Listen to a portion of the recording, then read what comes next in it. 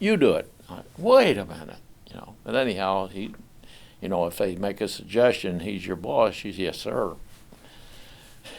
So I got up and I said, you're all complaining that you go into Cologne or one of the cities here in Germany, and little kids point to you and say, "There's a black man." And I said, "Well, as far as I'm concerned, it's nothing to be ashamed of. You ought to be proud of it. If that's what you are, you are." I said, "You're complaining about somebody on the sidewalk saying something to you." I said, 10 years ago, if I was walking down that same street in Cologne, I wouldn't be allowed to walk on the sidewalk. I'd have to walk in the gutter. I'm Jewish, and that's the way the Jews were treated in Cologne 10 years ago. And I said, so put yourself in my shoes for a minute instead of me into your shoes. Let's talk this out. Anyhow, that was the sum total of my contribution to the conversations in Europe. No, that's pretty intense right there. I mean, that really puts a lot of things in perspective. Well, people take a lot of stuff for granted. Yeah. So how has Freemasonry changed your life? Freemasonry? Freemasonry. Oh, Freemasonry. That's better. Freemason. When you became a Freemason, did it have a profound effect on I would say, and this is self-gratitude, I suppose, but I would say that it just reinforced my feelings. I always thought of myself as a gentleman. I always thought of a person that I was considerate of others. And I thought, maybe because of my own background, I thought that I cared about other people's feelings more than my own.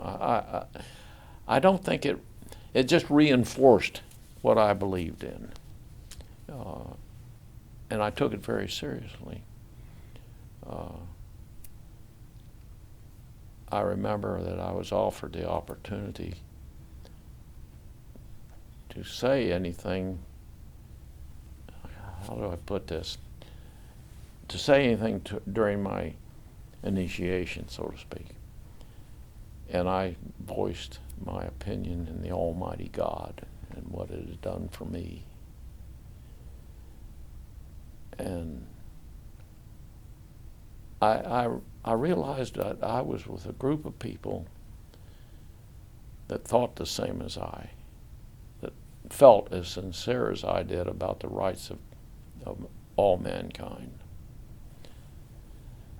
So can it change me? I think it more or less reinforced me.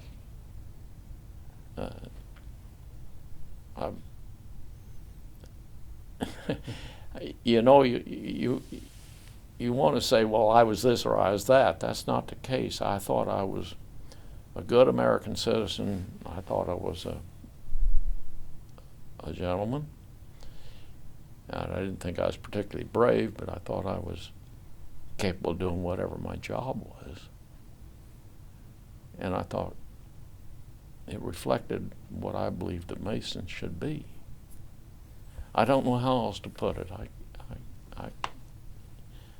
I believe that Masons is a good organization, or I would never have stuck with it.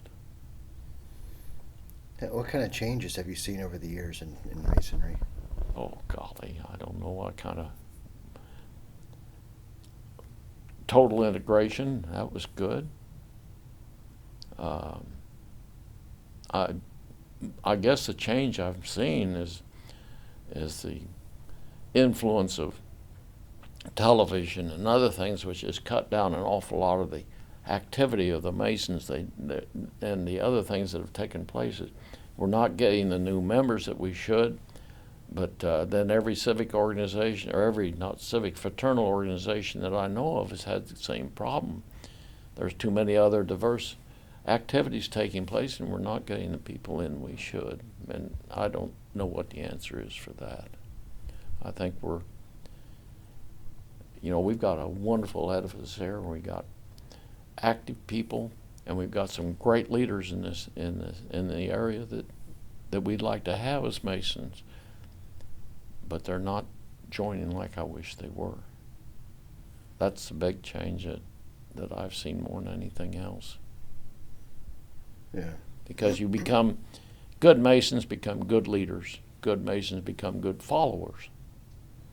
Good Masons are active.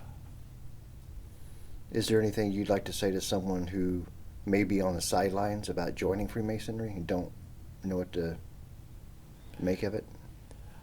I think in each individual's, there's no blanket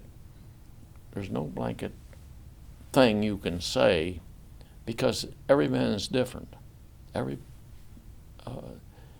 every situation is different. The locale, the income, the housing, whatever. Everybody is different. And I don't think you could give a blanket statement, say, do this, do that, or this is what's available. If I know somebody that's interested, I will encourage him, and I'll say, look, it's up to you. If you're an upright citizen and believe in the good of man, you're a good candidate for this wonderful organization. But I wouldn't try to say this is what I would do for everybody, because everybody's different, as I am.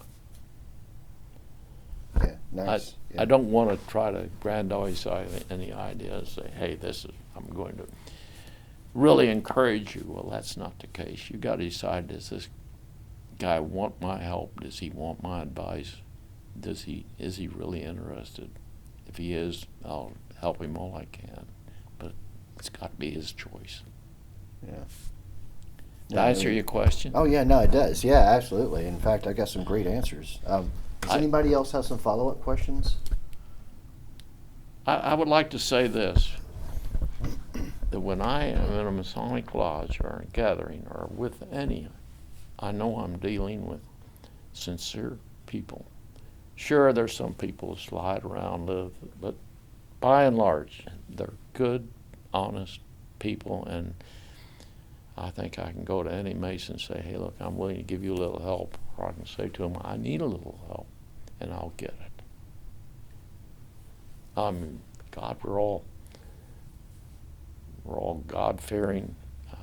I don't like that to say fearing, but we're appreciative of our heritage, our religions, and our understanding of people and their beliefs. And I think it's exemplified in Masonic organizations. I don't want to sound like I'm getting on a pedestal and trying to preach. That's not my intent. No, I think you said it well, and that's fine. Is there anything else you'd like to comment about or just talk about? No, I don't think so. Okay, all right. Guess we can wrap it up. I mean, I got some good answers. I mean, yeah, I think so.